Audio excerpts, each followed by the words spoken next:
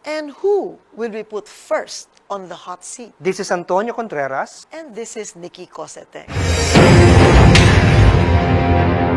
Good evening. Muli, andito tayo sa ating kauna-unang episode ng programang Hot Seat. At ngayong gabi, meron tayong isang special na panauhin. Hindi na natin siya kailangan pa ng pagkahaba-habang introduction kasi kilalang kilala na siya ng lahat. Ito ay walang iba kundi Yung ating pong bagong halal na alkalde ng lungsod ng Maynila. Siya po ay walang iba kung hindi ang miracle worker, Mayor Isko Moreno. Sir. Welcome po sa ating programa. Ay, Professor, magandang gabi, Senadora. Good Magandang evening. gabi sa inyo. Ang programa po natin, Hot Seat. So, bagamat kami ay medyo nakangiti Mainit- ngayon, mainit na yung upuan nyo. painitin po namin ang iyong upuan. May mga tanong pong alam naman namin na kayang-kaya niyong sagutin. I'll do my best.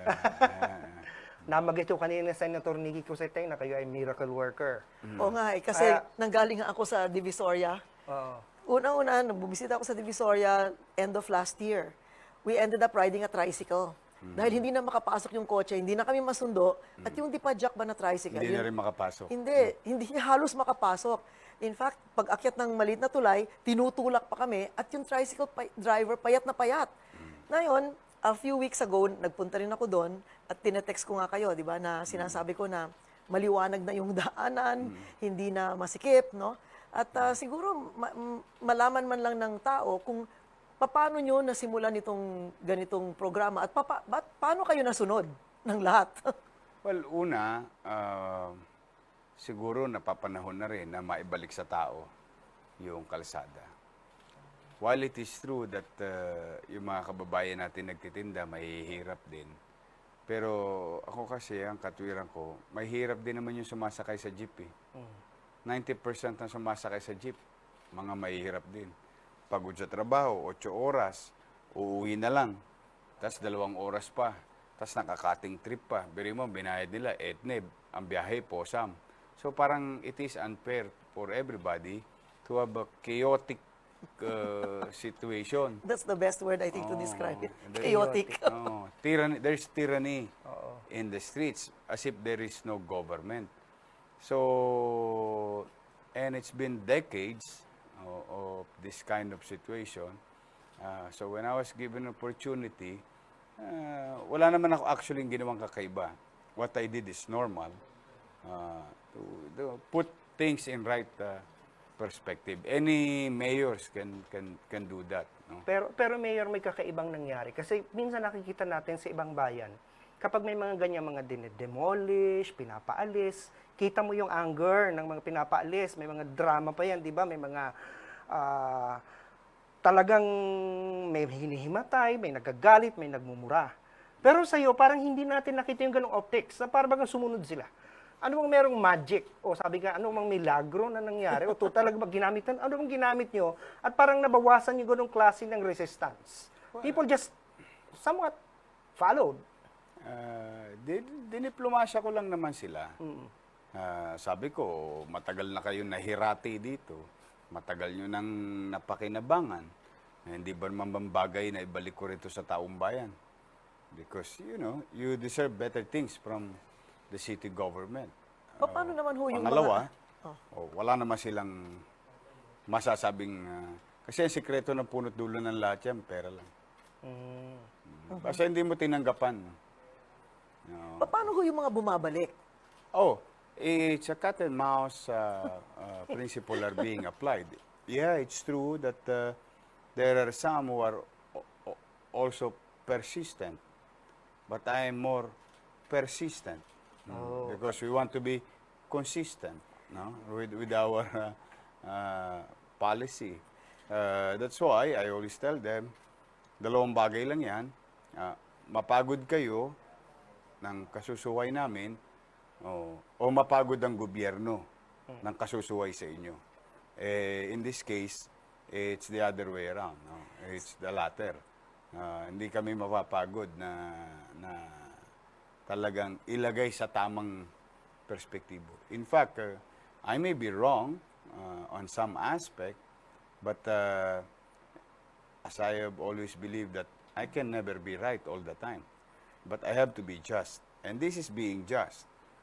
Bigay nyo ang rekto Juan Luna Binondo, Juan Luna Tondo, Soler, Blumentritt, Carriedo, Raon, Plaza Miranda, the plaza itself, to the people. Now, that is the backbone of the city. Now, bilang pagmamalasakit naman, no, binigay ko naman sa kanila yung fishbone, yung sanga-sanga. Diyan, hanggat kaya kong akapin, aakapin ko. Pero, sa taong bayan yung gitna. Sabihin, anumang aberya, pag may aberya, makadadaan pa rin ang mga vehikulong pang-emergency. And the people can still walk. No? So, yun lang, parang live and let live principle. Sabi mo kanina, the government will persist, hindi ba? Hindi kayo susuko. Kasi marami nagsasabi na baka niras kugon lang yan, baka sa simula lang yan, di ba? Baka marami na nga nag-aabang kung ilang buwan, ilang taon yan mangyayari. Sinasabi niyo ba ngayon na walang ganon? May forever kay Mayor Isko. That was July 3. Opo. Today is August 11. We'll keep on counting. Marami pong nagsasabi na yung ibang mga nagtitinda, hindi naman tunay na vendors lang sila. Na sila po ay parang bunga ng ibang mga nagmeme-ari din ng tindahan na naglalagay ng mga palapag or kung ano man, talipapa. Dumating kasi yung point na organize yan. Kaya dyan, wala pang vendor na yumaman. Pero meron ng yumaman na organizer. So, through the years, talagang ang kumikita dyan, mga organizer lang. Sila lang talaga yan. Kaya, ginawa naman ng iba, na property owner, parang if you cannot beat them, join them. Ganun ang nangyari. So, inilabas din nila yung tindahan nila. So, tayo, the sauce for the gander is the sauce for the goose. We applied for everybody. Sa lahat. Walang tititigan at walang titingnan. So far. Maiba po tayo ng usapan, Mayor. Yung tungkol po sa historical building sa Metro Manila. Dahil sana manatili o magkaroon ng preservation yung pong mga napakagagandang gusali na ilang daang taon na nandyan. Nakita po natin na marami pong mga nagmeme-ari ng mga gusali na pinabayaan na rin nila yung gusali nila. So baka meron pong mga bagong insentibo ang pamahalaan, alinsunod dun po sa inyong patakaran na babawasan ng buwis, pwede ho ba yung mga may-ari ay mabigyan ng tax break o kung ano man ang inyong programa para hindi patuloy ang pagwasak, pagsira at pagtanggal ng mga historical buildings o hindi man sila historical kung luma sila at nandiyan pa rin sila, baka maari silang mabigyan ng panibagong buhay. Well, as far as the city is concerned, our policy is we will maintain whatever is left in the city of Manila, if there is. No? Because itong mga pamana o heritage site, this will remind our children what happened in the past. Hindi naman ako may sabi, di ba? Sabi ng mga bayani, ang hindi lumingon sa pinanggalingan ay hindi makararating sa paroroonan. So having said that, whatever is left there, the remnants of what they did in the past will be protected in our own little way, in our time, in my watch. Magre-rehabilitate din po ba kayo ng mga historical landmarks o sites? That's what we'll be doing. Okay. You go, and I challenge you, go to City Hall. The one that they did, wherein they put 160 structures just a feet away from the office of the mayor. 160 structures? Yes. Ano hong klaseng structures? Bagay, hindi ko kayo masisisi, hindi naman yata kayo taga Maynila. Hindi nyo nakita. There's a path in front, just across Loton, you'll see. Yeah. There's bodega, bahay, banyo, tindahan. Yung dating DepEd, yung dating... Tsaka meron No, din the open park. At saka yung library, meron kayo doon No. sa... This is the park. Oo. A park. Literally a park. Hindi nyo lang napansin. It's a people's park. Katabi ng Metropolitan Theater. No, Doon way. sa Talagang ito po yung office of the mayor. Ito po City Hall. See? Nobody can nakita kami figure doon, it out. marami- You know why? Because there's so much Yeah, structures masyadong before. Maging may Nakalimutan na. container doon, hindi ba? May Exactly. mga Nakalimutan na ng tao kasi natakpan na ng maraming Exactly. mga... Sabi nga hindi ni Secretary Berna, oh my God, meron palang ganito rito. Oh, because Manilans were deprived of that part.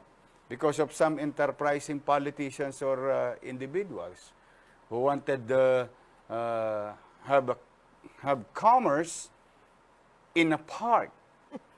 Oh. Parks is heritage. Oh. And ito yung, naalala nyo yung Gat Andres Bonifacio Shrine? Opo. O yun ang Taytay Island ng Maynila. So when I was being interviewed, Manila is full of shit. It's not metaphor, it's literal. Kasi yun ang pinakamalaking kubeta, Senadora, maawa ka naman. Ewan ko ba, pagka malas-malas ni Andres Bonifacio, pag siya may estatwa, it's either illegal terminal, which is in Loton, tapat ng post office, o ngayong Dambana, yung shrine dito sa tabi ng City Hall, Taytay Island. I cannot take these things. That's why, although I step on it, sinuwerte ako ng konti, napakan ko yung ginto, we clean it up, put vegetation, destroyed everything. Senadora, literal. Now, there is an old, new park in City Hall. Now, we'll continue to develop it, put simple lighting. Very simple, nothing extravagant. Anong plano niyo po sa Arroceros Forest Park? It will be maintained. It will be bigger. We will not sell it the way it was planned before. Pwede ba That's ibenta the- yung park? Well, alam mo, Pwede ba ibenta yung park? hindi ko alam kung may mga tao sa gobyerno na masyado maabilidad. No? But as far as we're concerned, as long as I'm here, we are not going to sell Arroceros Park. In fact, it will be made bigger and protected in Ano pong coming magiging- months. Ano pong magiging policy niyo tungkol sa mga buildings na itatayo na nagiging eyesore? Kunyari yung naging controversial na condominium dito na Sa yung likod statwa ng- ng sa likod ng Rizal Monument. medyo naging photobomber. Ano Well, ang magiging as policy far niyo? as development is concerned, they are all welcome. I don't mind. Eyesore is just pleases your eyes. But as long as they are not violating any zoning, any historical landmark, or violation of any laws. Because I will not halt any progress, except not at the expense of our heritage. That's two different matter. Kasi any John Does and Mary would say, oh, that's photo bomber. Oh, that's your perception. Di ba? But if that NCCA, NHI said so, it cannot be allowed, then we will work with the national agency in protecting our heritage. Nabanggit nyo rin kanina yung tungkol sa ilaw. Dahil maraming lugar sa buong mundo, gusto nating bumisita doon sa mga lunsod na yon dahil maliwanag, parang ang pakiramdam mo, safe ka lumakad kung gabi. At ang Maynila ay napakaraming mga distrito. Halimbawa, dyan sa may Sampaloc, o kaya, kanyang Santa Ana. Pero napakadilim. Kuminsan, pinapapunta tayo doon ng Waze, no? Pero natatakot kang dumaan dahil hindi nyo alam kung anong biglang gugulat na lang sa inyo. So, tungkol dito sa lighting, ngayon, sa mga makabagong mga uri ng ilaw, meron po ba kayong programa para maayos na mailawan ang kabuuan ng Maynila? Yes, but I want to scrap everything. That colorful lighting. That you cannot even distinguish Manila from Shanghai. Oh. Kasi may bulaklaking ilaw dito, may balang ilaw dito, may kanyong ilaw dito. In 3 square meter of space, may 4 na poste. Oh, tanda ng lumang administrasyon, sumunod na administrasyon, and so on and so forth. Naging chapsuy. Naging chapsuy. Meron pa nga mga planetang ilaw eh. At saka meron po Can you imagine City Hall? City Hall? Blue, yellow, pink. It's like casino. Oh, yung City Hall. So, tingnan ninyo po. What we did is put on regular lighting. Live in such a way na modest. Pero enough pwede naman lighting. yung modest maging elegant eh. Hindi naman Yeah, kailangan, I hindi believe naman so. kailangan parang merong fireworks araw-araw. I agree with you, Senadora. I Mayor, may agree baho with you. tayo. You know, in France, in Europe, they have old buildings. When they do lightings, you can see that normal lighting being kung they projected. Or flood lighting, they call it the flood lighting. Meron hong So, modern ngayon, hindi na floodlighting, maraming wattage po ang kinukonsumo nun. Ngayon, Yeah, in fact, even renewable energies are now being utilized in street lighting concept. We will adapt. We will continue to adapt to the challenges. We will put enough lighting, scientifically and engineering-wise, because lighting has distance and race. Yes. Ah, Meron po so- kasing ilaw nakikita namin, ang iniilawan parang yung langit. Hindi dumadating sa lupa yung ilaw. Kaya suspended yung kanilang ilaw. Kasi ang tendency nga kasi ng mga politiko, they would rather have it parang attention, yung mag-ano ng attention, pag may lighting. No, the purpose of lighting is to lighten up the streets during the night. Yeah. Okay, maraming salamat, Mayor. Mag-break muna tayo at maraming pa tayong pag-uusapan mamaya. The new era of Philippine TV has arrived, and we are here to lead the way. Here to deliver unbiased news. Here to spark fearless conversations. Here to redefine intelligence. Here to spread hope. Pangarap ko po, masaya Here to get your adrenaline pumping. Here to give you an inside look. siyam ang nailigtas. Here to pay tribute to legends. And here to let your genius shine. At the end of the day, we're not just here to inform. Not just here to entertain. We're here to uplift the Filipino spirit.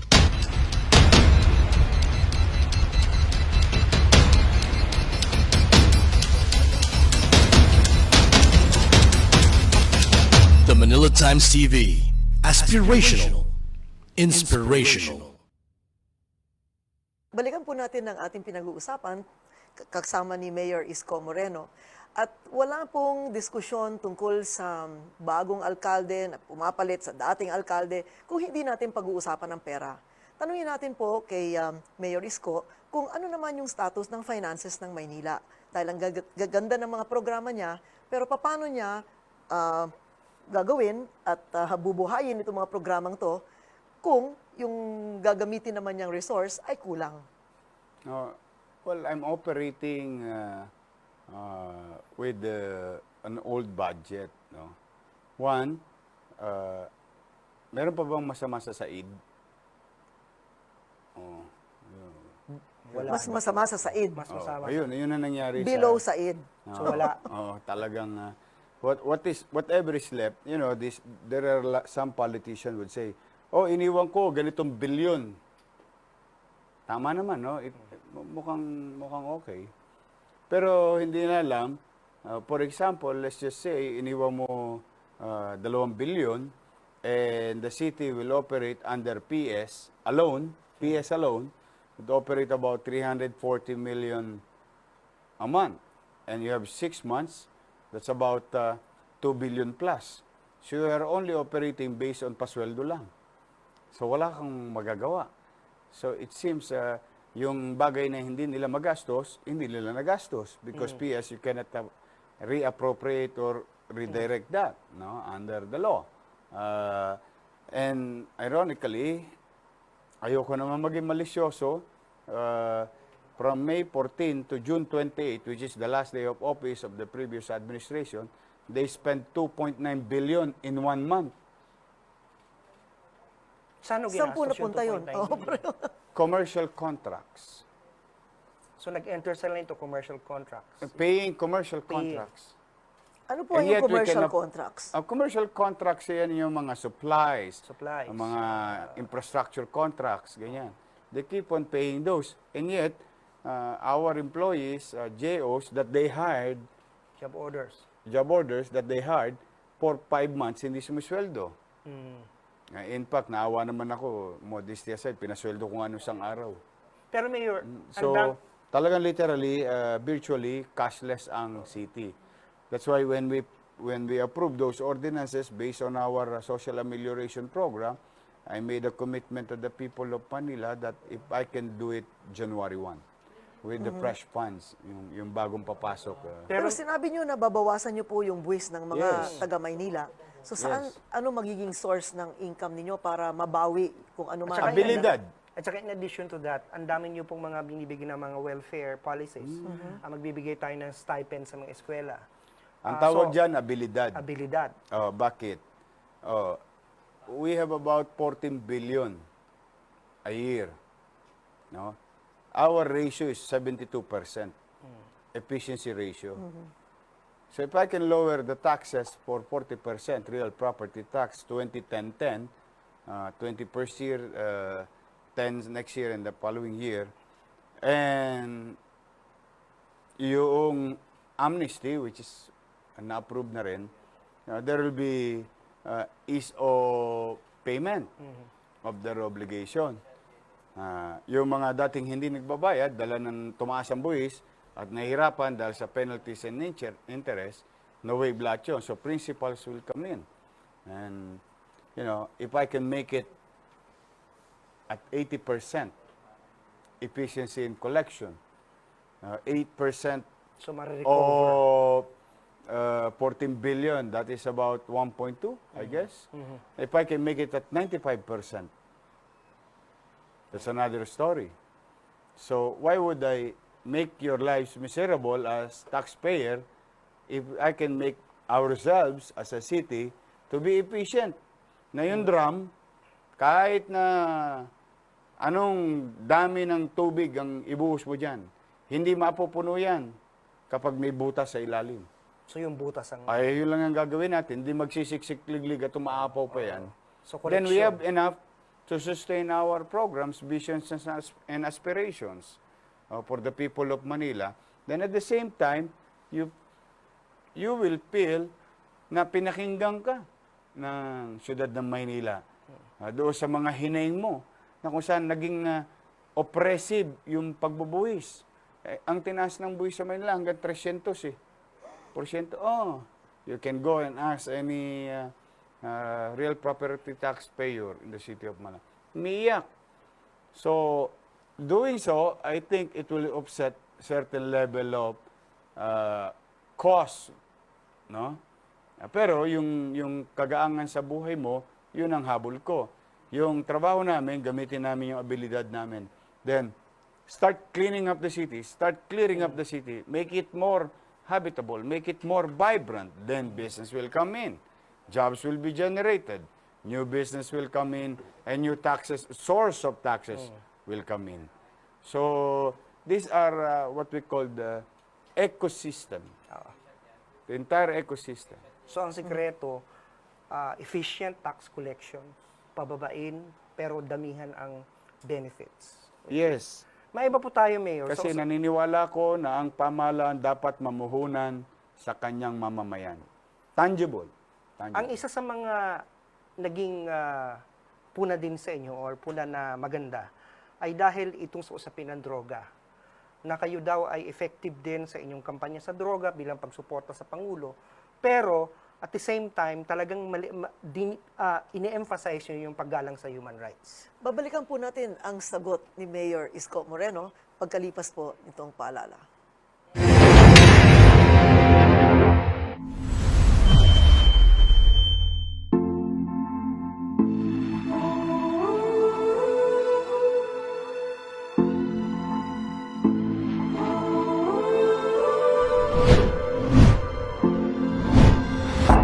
Power poisons the heart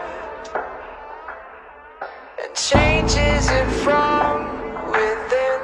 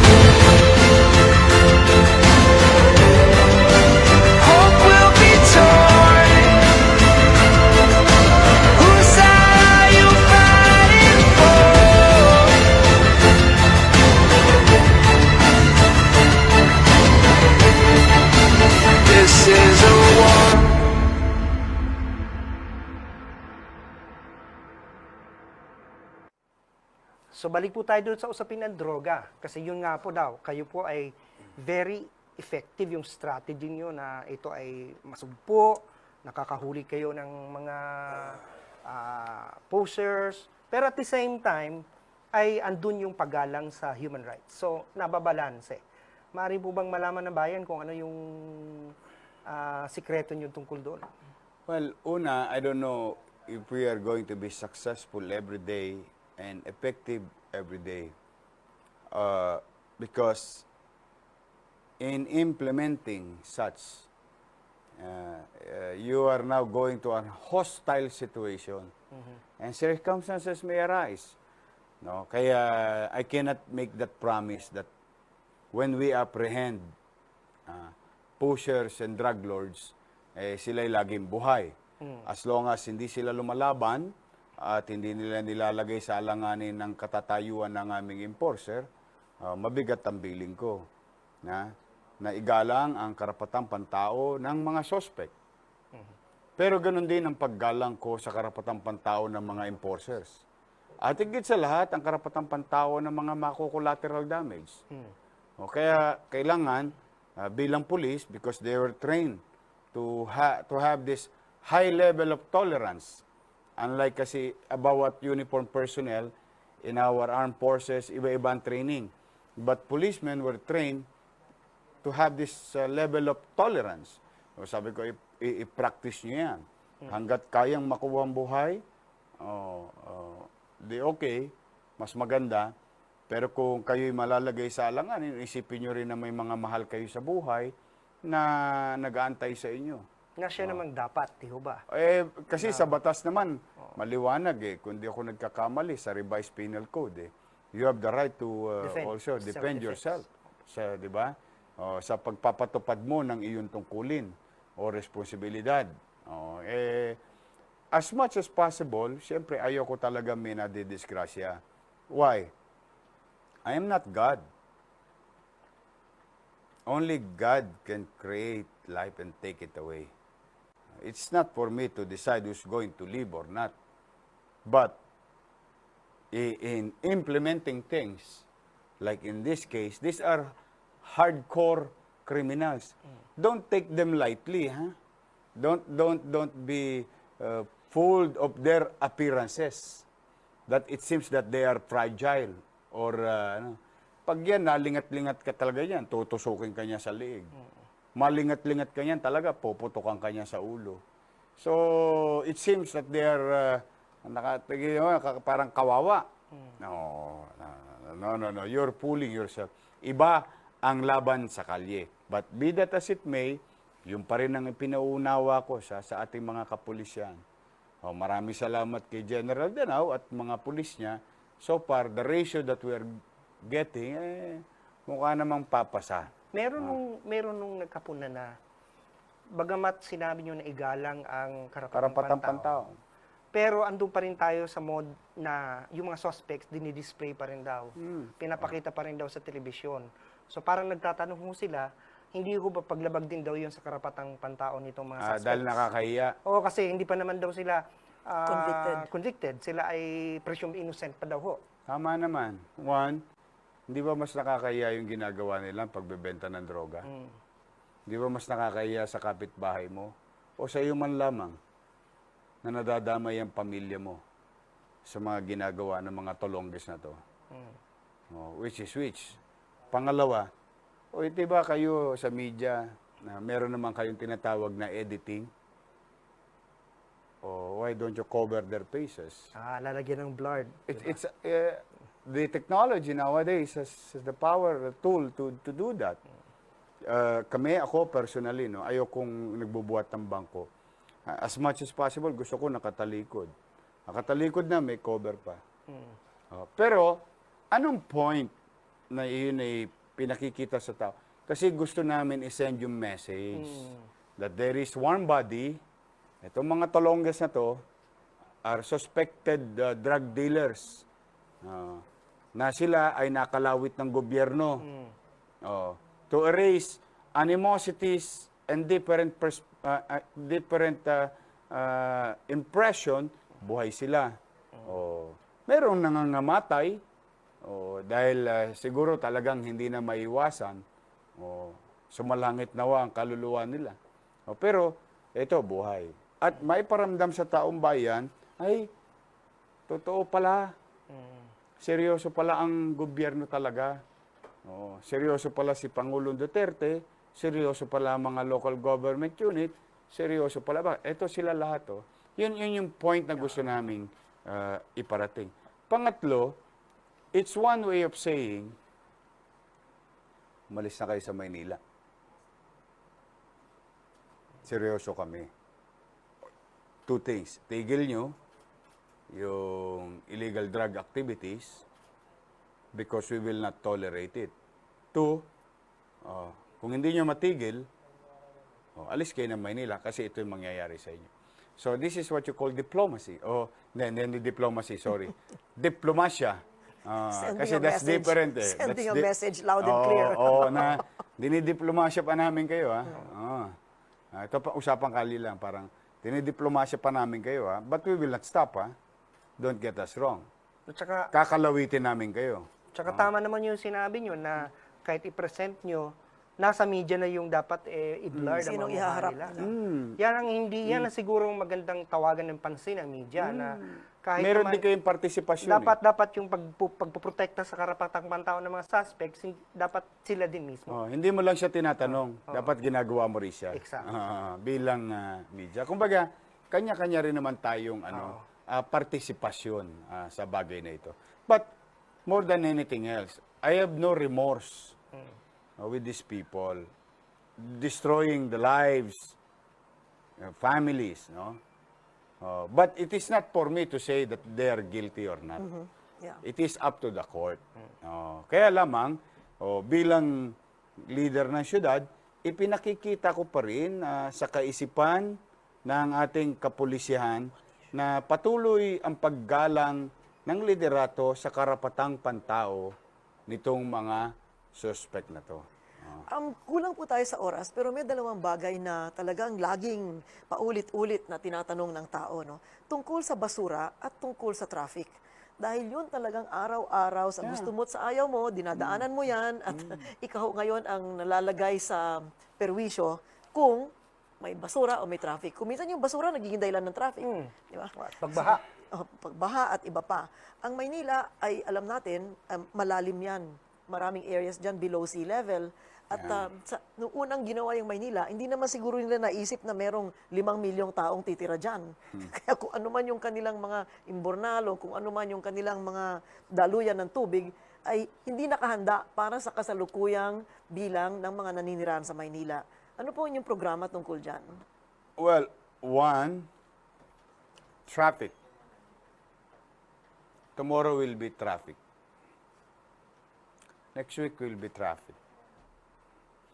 A month after that will be traffic. And it will be traffic in 405 by 4 p.m.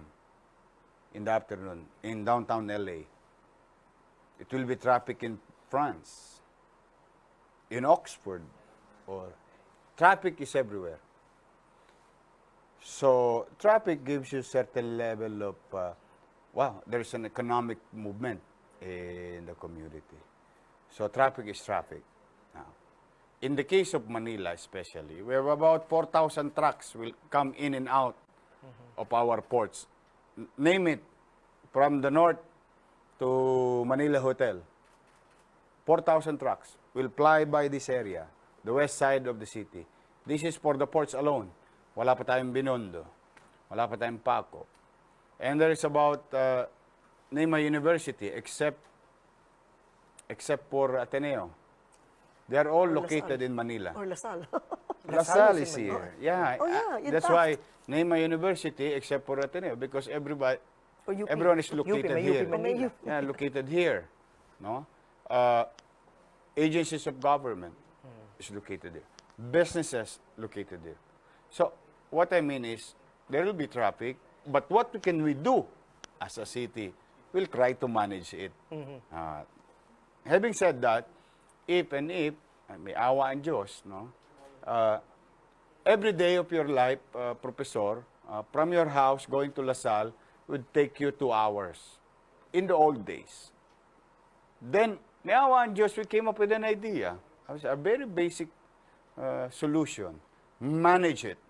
No matter what, you manage it. Huwag kayong bibitaw. Muulan, bumabagyo. Let the government be felt by the people that we are really managed. Then it came to a point that it became 1.5 hours. Will you be happy, Professor?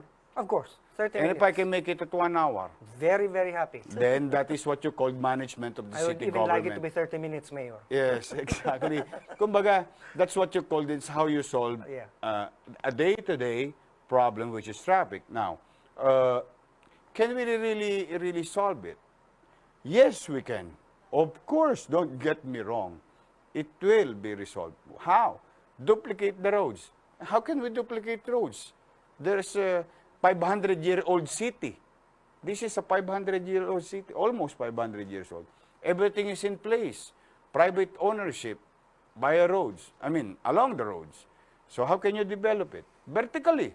You develop it vertically, create Elevated height. mass transport system, whether vertically or on the ground.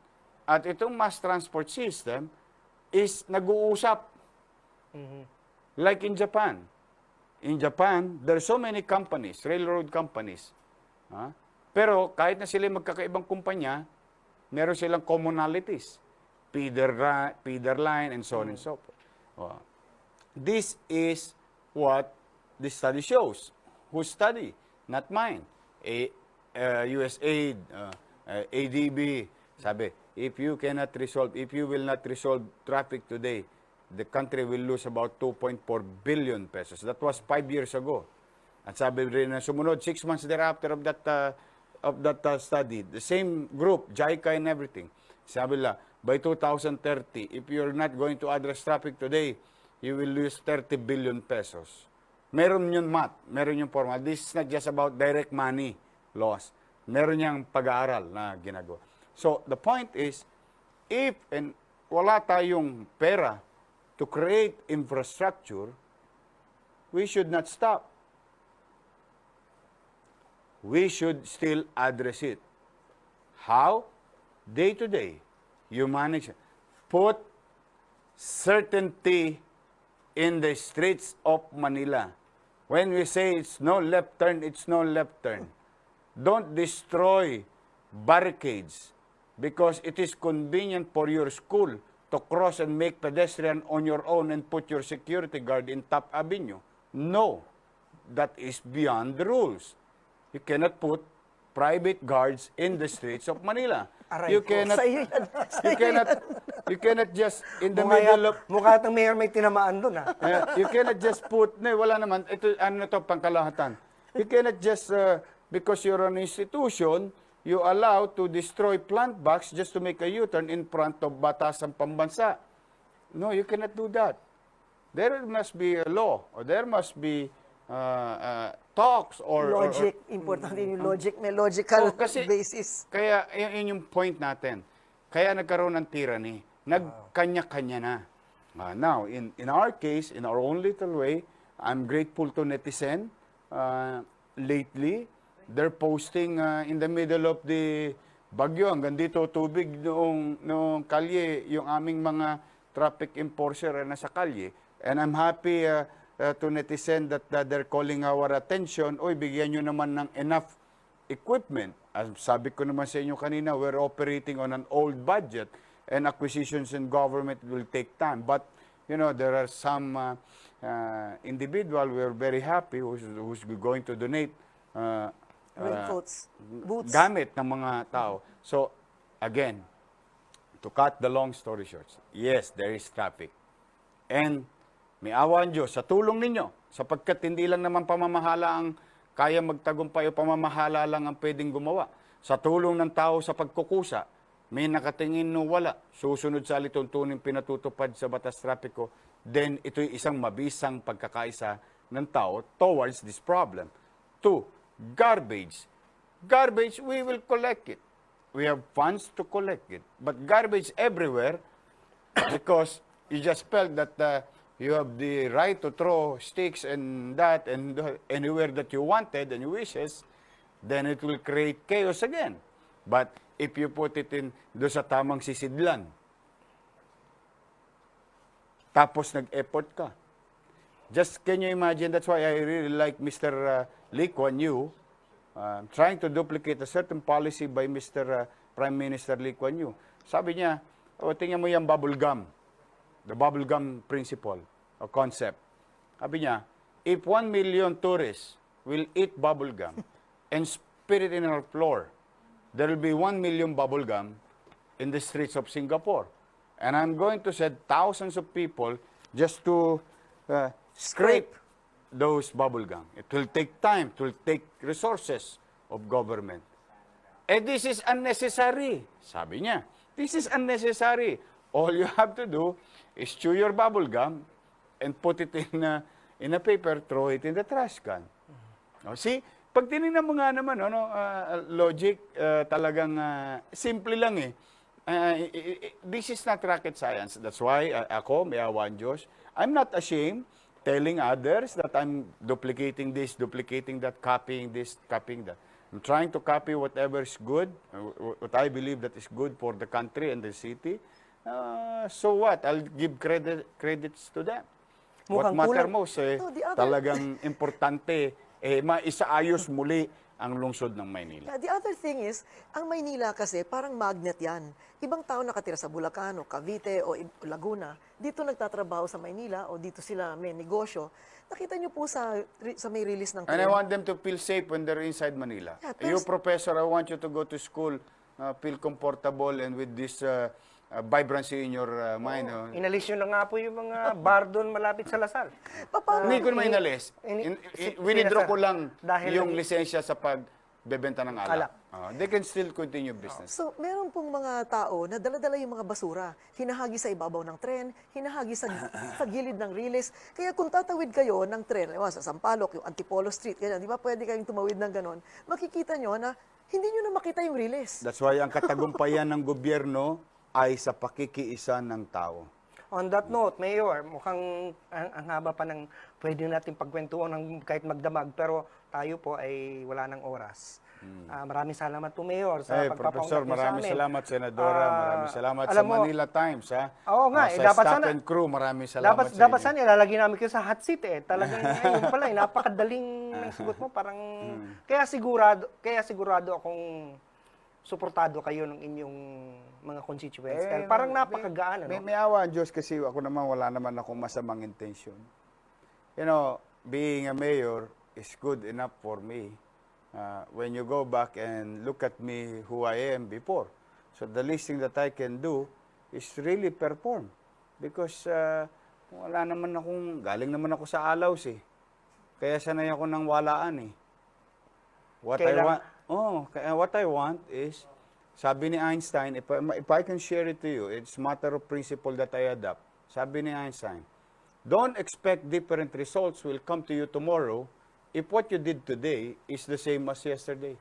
Kailangan siguro ito ng part 2, Senator, ano? Sigurado. Huwag ko kayong madadala sa amin. Hindi madadala, may part 2 pa Anyayahan tayo. po namin. Dami pa natin dapat pag-usapan. Anyayahan po namin kayo Dahil muli. siya ang mayor ng Manila at ang ating programa. Dito sa ang kalagitnaan ng setting Manila. May awa ang Diyos. So maraming salamat po, Mayor. Thank you. Sa uli, Salamat Thank po, you. Mayor. Huwag kayo Thank you madadala po, sa amin. Senadora. Thank you. Magandang gabi po. Oh, thank you. Okay, thank you, ma'am. Thank you. Maraming salamat. Thank you. Mayor. Thank you, sir. Thank you.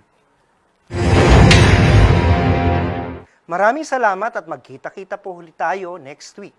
Ito po si Antonio P. Contreras. At ito naman po si Nikki Coseteng. Magandang gabi po.